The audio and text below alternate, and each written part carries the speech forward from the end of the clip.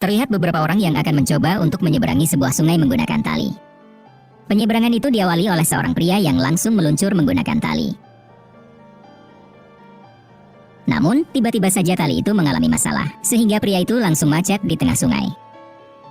Terlihat pria itu sangat panik, karena diceritakan bahwa di dalam sungai itu terdapat monster yang sangat besar. Dikarenakan pria itu sudah tidak bisa apa-apa, akhirnya seorang wanita pergi untuk menolongnya.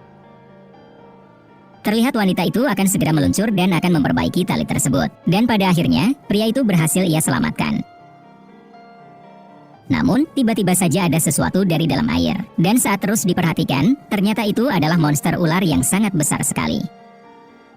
Kedua orang itu akan segera dilahap. Namun, tiba-tiba ia berhasil lolos dan langsung menceburkan diri ke sungai tersebut. Dan seorang pria yang berada di pinggir sungai menembak monster itu menggunakan sebuah petasan. Dan mereka selamat dengan berenang ke tepi sungai.